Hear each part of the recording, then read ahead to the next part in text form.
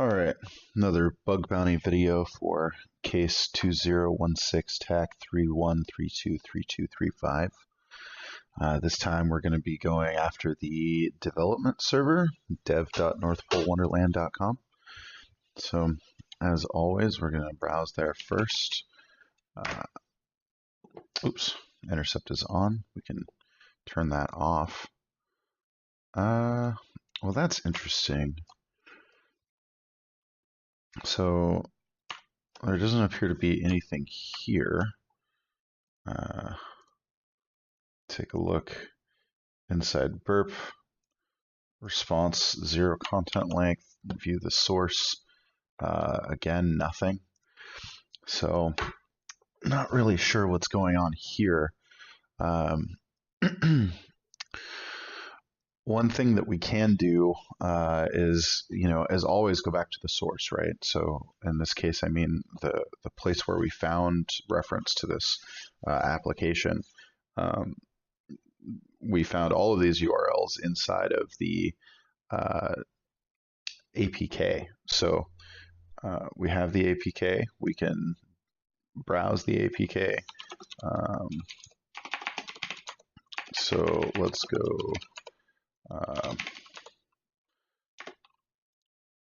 cd events and into Santagram. So here is the unpacked APK, same as what we had seen before.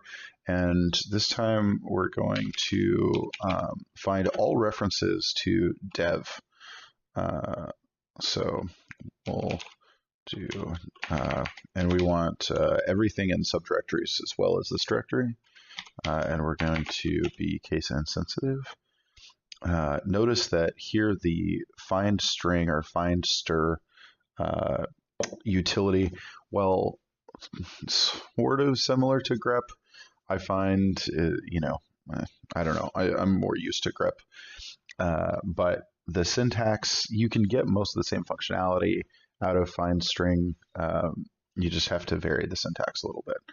So instead of R for recursive, it's S for subdirectories. And then we're going to do dev.northpolewonderland.com. And then, unlike grep, we do need to specify the file that we're looking for. So, okay, here's the reference to dev. And it's the only reference to dev. But what we do see is that dev is actually a debug data collection URL, which is interesting and could be very useful because we could end up getting some behind the scenes information about this application as we start to figure out this server. So I'm going to do this again, but this time instead of dev, I'm going to do debug and see all the references to debug. Okay, so that's a bit more.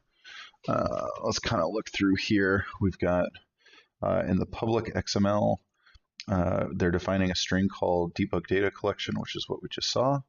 And then they're also pointing to debug data enabled at this reference point. And then here in strings, they have the same two variables or string names, but we actually have their settings in, text and ASCII. So I can't imagine that it's this easy, though maybe it is. Maybe the developer wanted it to be this easy to, be able to edit it and switch over to debug mode quickly and easily for him. But we're going to try changing this. We're going to try changing this to true, and then we're going to recompile the app and install it on an Android emulator and see how that works. So I'm going to load up my trusty text editor, because God help me if well, let's try it in Windows. We will try to do this in Windows, or in Windows command line. Yeah, I didn't think that was going to work. All right. As you can tell, I'm very much not a Windows command line junkie. So we're going to open a file. Bear with me as this is off screen. What was the path? Path was res values strings.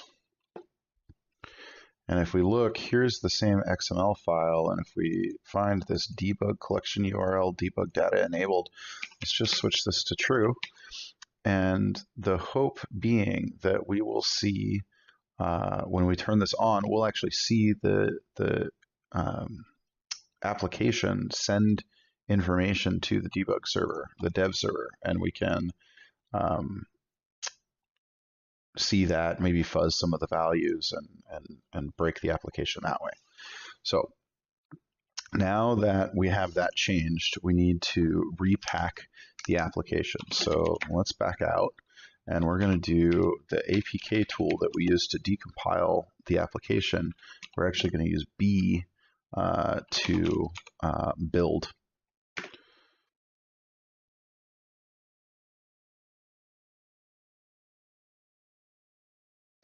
Now, now that it's built, we're not going to be able to install it because we haven't signed it. All APKs need to be signed before they can be installed on Android, which is a really good step, except they don't need to be signed by anyone in particular. Anybody can sign them. So, you know, A for effort, I guess, but, you know, we can just make changes to these applications and then sign them ourselves and install them. Which we will be doing now. So let's do, I'm going to C program. So I have the utilities installed that will allow me to sign here are in the bin directory of the Java path. The first one is called key tool. And we have some flags here. We're generating the key. We are creating a key store. Actually, I messed this up. Hold on. We are not doing this yet. We probably need to make a key store application. Let's go back into Sanagram. And I'm just going to make a directory called key store to store our keys in. Excuse me. And then we can go back to what I was doing. So C, program files, Java, JDK, bin, and key tool. And then we'll gen the key. We will declare a key store, which will be in key store, and we'll just call it santagram.keystore. And then we're going to give it an alias, which we'll just call santagram.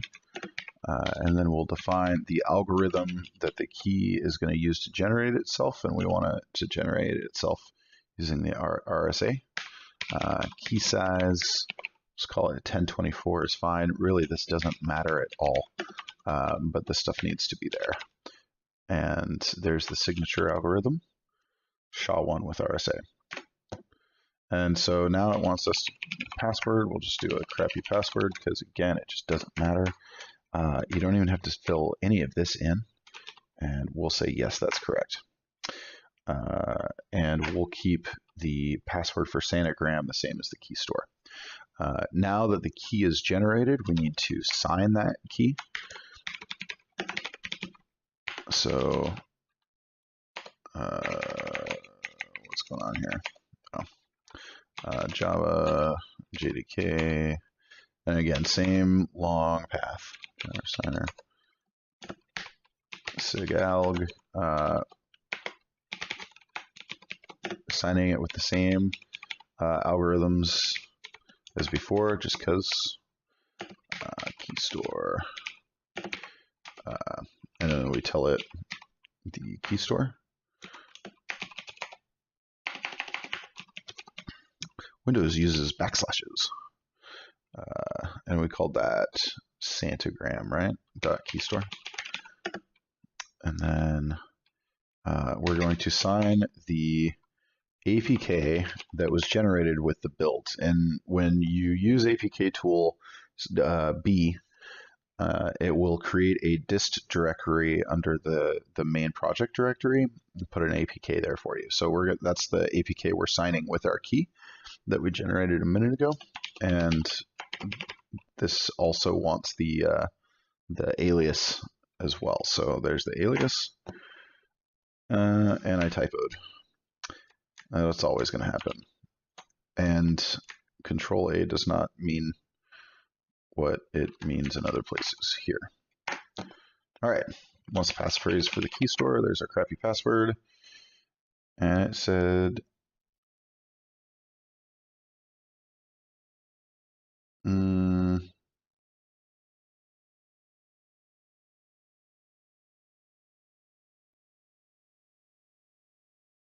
what's going on here?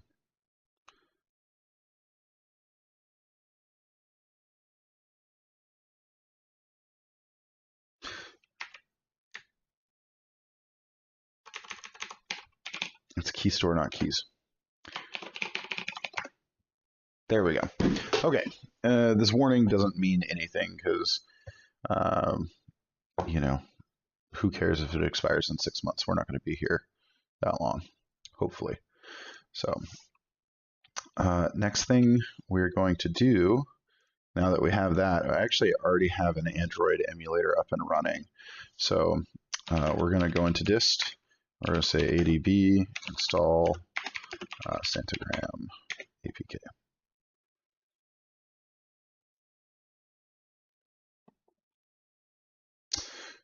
Install failed, already exists. Oh, that must mean I already have it installed. I do already have it installed. I'm a big fan of Santagram. So what we're going to do is we're going to find that application and uninstall it because I have no idea. That installation probably isn't modified like ours is. So what this command is going to do is it's going to use the ADB shell and it's going to list all the packages.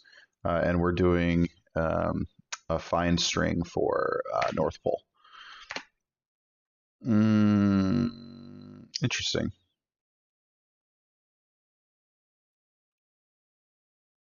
Oh, I'm sorry. When I said list packages, I forgot to actually type list packages. There we go. And so this is the actual package name in the backend inside Android. That's how Android knows. That's what Android calls the thing. So when we actually run the adb uninstall command, we have to give it that name. So that's the name that Android recognizes. So here we have a success. These warnings, don't worry about it. So now we can adb install our Santagram APK. Success. And if we look, I mean, it was there before, but it is there again, even after the uninstall and install.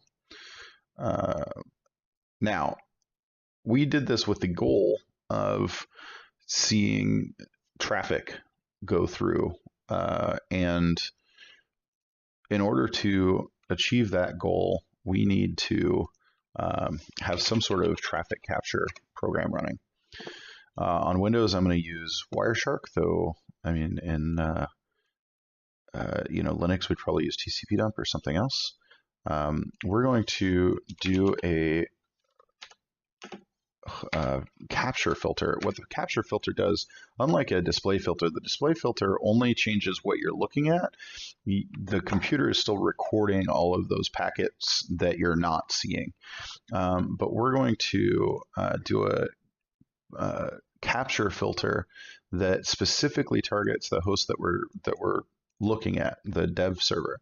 That way we're not seeing all of the extra crap that the app might be showing, sending to other servers or, part of its normal operation. We just want to see what's happening with dev. So let's go ahead and set this. I want to do the Ethernet. We'll do host, and we'll go ahead and do that. Okay, Now, we're not seeing any traffic go through. That's normal because we haven't generated any. We're going to do the Santagram. Let this load up. Now, we don't have an account. I said I was a big fan, but I don't have an account. So let's do an account. Let's see. We're going to do a super official one of foobar at barfoo.com. That is actually my IP or my email address, so don't spam me, please. And we'll just do a password of foobar 123 exclamation point. All right, super official, and we're in. And there's no traffic being sent to dev. That is disappointing. Why? You'd think that home, let's refresh a little bit. Let's search. What if we just kind of browse some stuff? Maybe we'll get some debug here. No. Okay. Well, let's find out why. Let's go back. So if we do the find string again for subdirectories I debug. Oh my goodness, what happened here? Oh, it's in the build directory. Okay, so it's showing me all of the cool binary stuff. If we look through, we have this stuff which we already saw. This is H Smalley. That might be interesting. Remote debug logging is enabled. Remote debug logging is disabled, and that's in this edit profile Smalley. So what that says to me, maybe if we, if I look at me and then I edit the profile, whoa, here we go. Now this is some traffic. Okay, cool. So we found a way to get the debug going. Let's take a look. We see an HTTP request here, which is what we were thinking we were going to be doing to dev. And in Wireshark, we can just right-click, follow TCP stream, or even HTTP stream if you want. But I like a little more information.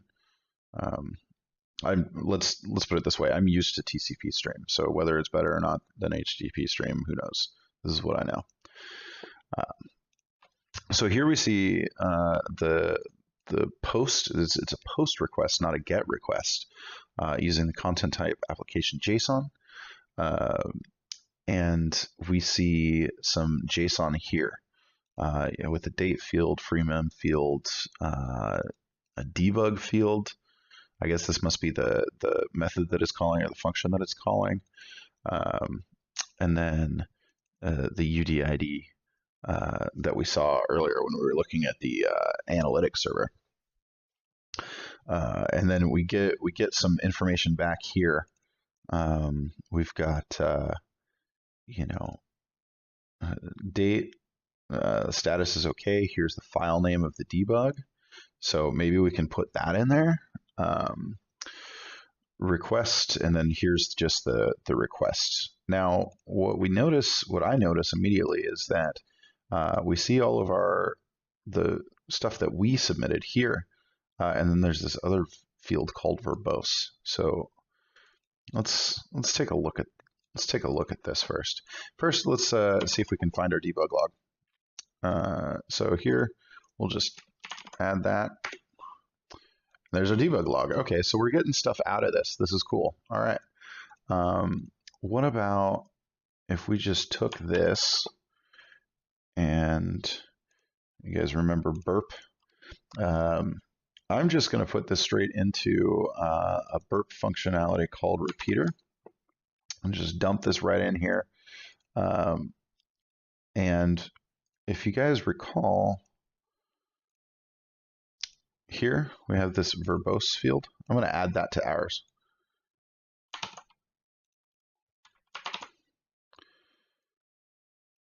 So actually, let's do that without it first.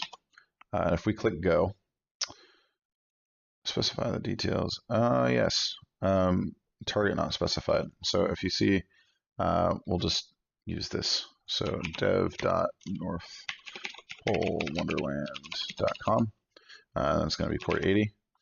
So this is basically saying, since I'm not making a request to any place in particular, it needs a target specified first. So go, and then here we are, the response. And what's great about the repeater functionality of Burp Suite is that we can say, okay, cool, we did this thing, we got this response. Now I want to add this interesting verbose flag back, and I want to switch this. So true, if you notice, this isn't in quotes here, which means that this is a Boolean value. It actually means something. It means false. Whereas if it was in quotes, then it could just be a string. It could mean anything that that string wants to mean, right? But so when it's unquoted, when it's a Boolean value, it's only ever true or false. So the other option is true, and we keep that out of quotes just to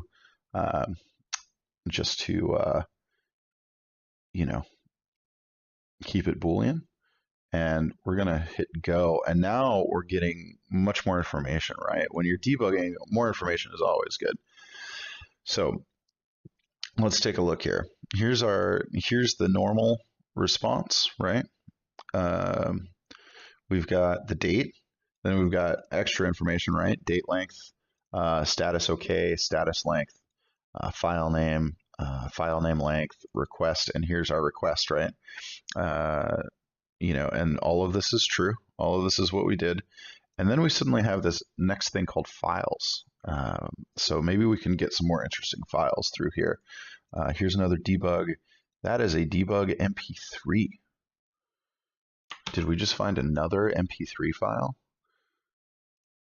This is all very curious. We should look into this. Can we just play it right off the bat?